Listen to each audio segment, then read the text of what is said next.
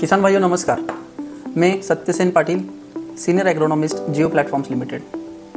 किसान भाइयों, इस वीडियो में हम जो खास तौर पे सोयाबीन के जो किसान हैं, अभी सीज़न शुरू हुआ है, उसमें अच्छी पैदावार लेने के लिए कौन कौन सी चीज़ों का विशेष तौर पे ध्यान दें और कौन कौन सी जो चीज़ें हैं जिसमें बहुत कॉमन गलतियाँ या फिर मिस्टेक्स होती है, उसके बारे में हम चर्चा करेंगे।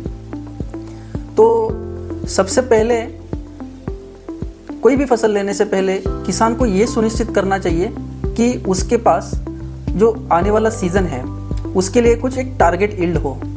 टारगेट यील्ड मतलब उसके पास वो प्रति एकड़ कितना उपज लेने की चाह रखता है या फिर कितना उपज लेने के लिए वो प्लान कर रहा है, इसका एक टारगेट लेके चलना चाहिए। बहुत बार किसानों के पास ये जो टारगेट यील्ड होता है, इसके अभाव में किसान किसी कारण जो उपज है उसको निर्धारित नहीं कर पाते कि वो कम है या ज़्यादा आई, और ज़्यादा आई तो क्यों आई और कम हुई तो कौन से कारण थे जिसके कारण उसकी फसल है वो उसके मुताबिक उसको उत्पादन नहीं मिला। तो इसीलिए जो यील्ड प्लानिंग है या टारगेट यील्ड जो है वो रखना किसान भाइयों के लिए सबसे बहुत बुनियादी कदम जिसको हम कह सकते हैं। तो बहुत सारे किसान ऐसे होते हैं कि ये जो टारगेट यील्ड है वो मिस करते हैं और क्रॉप को अच्छी तरीके से प्लान नहीं कर पाते। आपकी जो रिसोर्सेस है उसको अच्छे तरीके से यूटिलाइज करने में दिक्कत आती है और अंत में फिर आपको जो उत्पादन है उसमें जब भी गिरावट आती है तो उसके कारणों का पता नहीं चलता। ये जो टारगेट यील्ड होता है ये क्या होता है और इसको कैसे सेट किया जाता है, तो सरल सामान्य भाषा में समझा जाए तो टारगेट यील्ड हम ऐसे सेट करते हैं कि आपके खेत में एक पौधे से आपको कितना उपज मिल सकता है और आपके खेत में प्रति एकड़ उन पौधों की संख्या कितनी है। यदि ये दोनों आप जोड़ देंगे तो आपको आपका जो टारगेट यील्ड जो है या फिर पोटेंशियल यील्ड है आपको मिल जाएगा।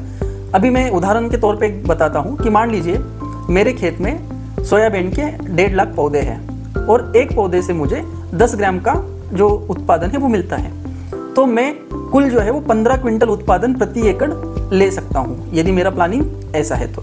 लेकिन क्योंकि ये मैंने एक उदाहरण दिया था तो किसान भाइयों को ये ज़रूर सुनिश्चित करना चाहिए कि ये जो नंबर है कि प्रति एकड़ कितने पौधे होने चाहिए, एक पौधे से उसको कितना उपज मिल सकता है, तो ये जो नंबर है ये व्यवहारिक नंबर लेने चाहिए। और ये व्यवहारिक नंबर जो बहुत सारे एक्सपीरियंस फार्मर है वो अपने एक्सपीरियंस का इस्तेमाल करके ये नंबर निकाल सकते हैं। और ये नंबर जो है ये जो प्लांट के यील्ड कंट्रीब्यूटिंग कैरेक्टर होते हैं उसके ऊपर डिपेंड करता है। अब ये यील्ड कंट्रीब्यूटिंग कैरेक्टर क्या होता है, तो आसान भाषा में इसको समझेंगे तो प्लांट के कुछ ऐसे पैरामीटर होते हैं जिनको हम नापते हैं जो कि हमें सीधा सीधा प्लांट में से हमें कितना उपज मिलने वाला है वो बताते हैं। अब सोयाबीन में देखेंगे तो एक प्लांट से जो मिलने वाला उत्पादन है वो निर्भर करता है एक प्लांट के ऊपर कितने नंबर ऑफ पॉड्स है, मतलब कितनी फली लगी है, देन एक फली में एवरेज नंबर ऑफ सीड्स कितने हैं, मतलब एक फली में कितने सीड्स है, और आपके जो सीड्स है उसका एवरेज औसतन वेट कितना है। यदि आप इन तीनों को मल्टीप्लाई करोगे तो आपको एक पौधे से कितना उत्पादन मिलेगा इसका अनुमान आ जाएगा। तो अभी हम थोड़ा अंदाजा लगा सकते हैं, जैसे कि सोयाबीन का जो टेस्ट वेट होता है जिसको हम सीड वेट या फिर टेस्ट वेट, यानी कि सोयाबीन के 100 दानों का जो वेट है वो 12 से 15 ग्राम तक होता है। यदि गोल्ड सीडेड वैरायटी है तो वो 15 ग्राम तक आएगा, यदि शॉर्ट ड्यूरेशन वाली वैरायटी है तो वो 12 ग्राम तक आएगा।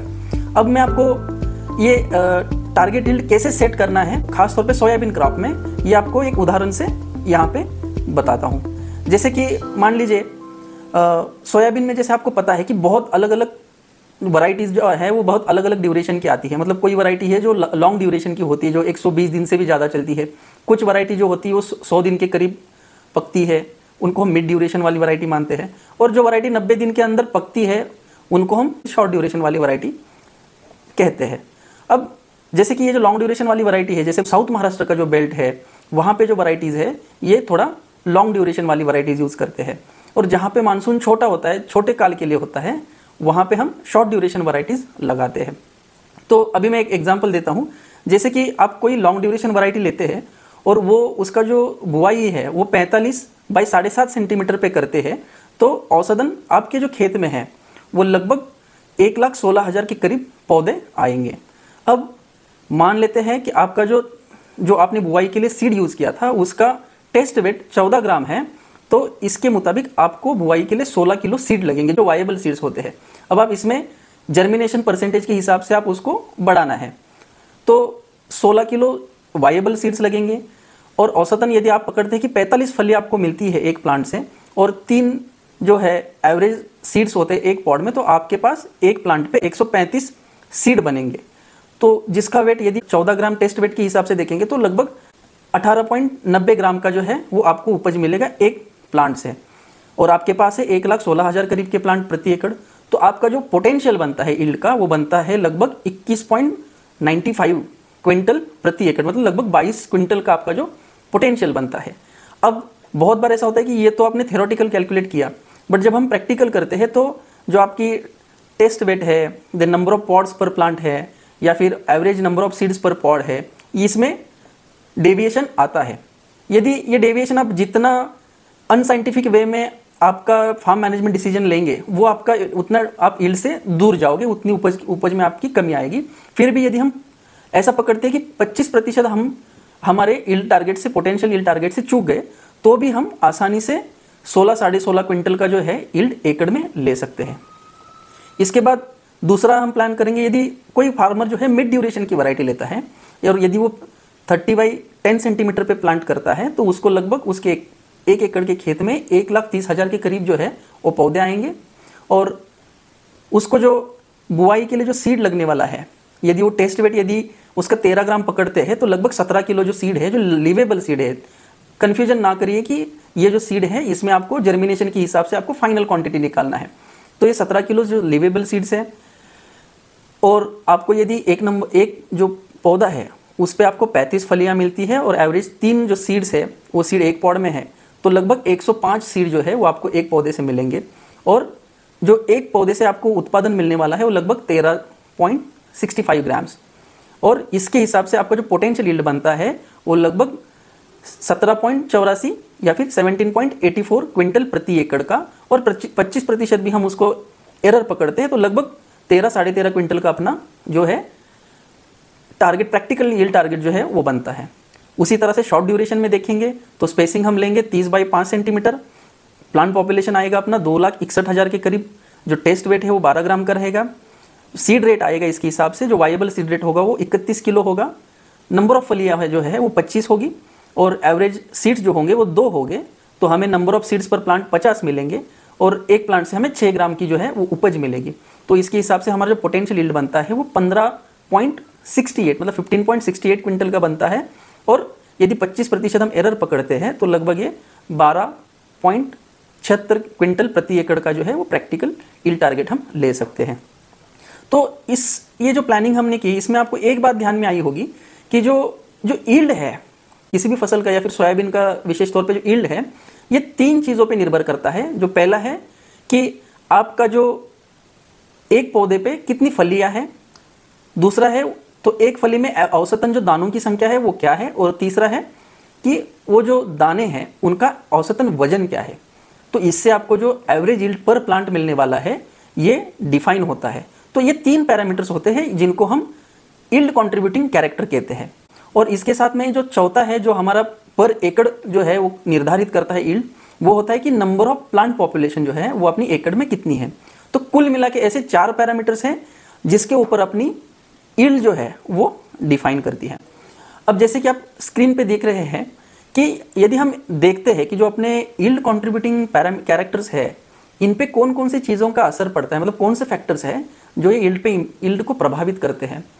तो पहला जो हमारा कैरेक्टर है प्लांट पॉपुलेशन पर एकड़, वो प्रभावित होता है आप कौन सी वैरायटी ले रहे हैं। जैसे हमने देखा हर वैरायटी का अलग सीड रेट, अलग स्पेसिंग होता है। देन क्या आप उसको सीड ट्रीटमेंट कर रहे हैं, यदि सीड ट्रीटमेंट नहीं करते हैं तो आपकी प्लांट पॉपुलेशन कम होने की संभावना बनती है। देन आप उसका स्पेसिंग, उसका सीड रेट कितना यूज़ कर रहे हो। उसके बाद में क्या बुआई के बाद सॉइल मॉइस्चर सही से है, नहीं तो यदि ड्राई स्पेल आता है तो क्या आप इरीगेट कर रहे हो, तो उसके ऊपर भी आपकी प्लांट पॉपुलेशन निर्भर करती है। और अंत में जो अपने डिसीज पेस्ट होते हैं ये भी हमारे प्लांट पॉपुलेशन को इम्पैक्ट करते हैं।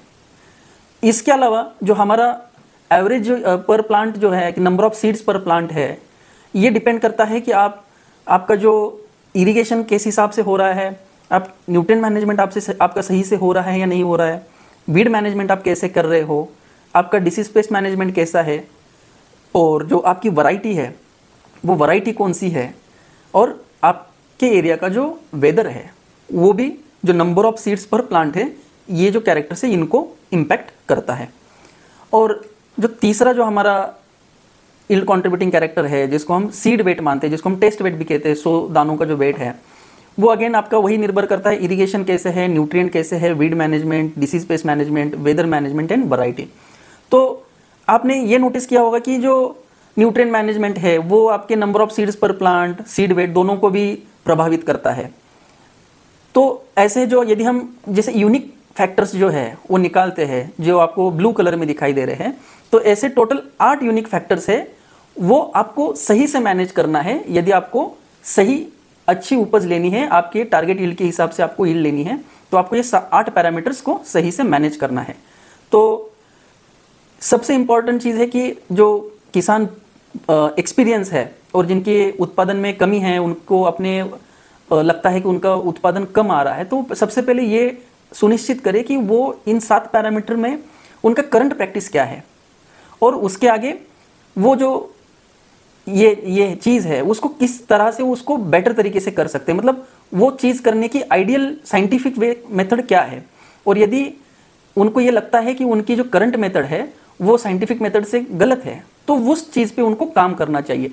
तो जब हम टारगेट यील्ड लेके चलते हैं, तो हमारे पास एक स्कोप ऑफ इम्प्रोवाइजेशन का प्लान रहता है, ताकि हम कौन से पैरामीटर्स है उसको मैनेज करने में कम हो रहे, कमज़ोर है, और कौन सा जो पैरामीटर है वो बहुत अच्छे से मैनेज कर पा रहे हैं।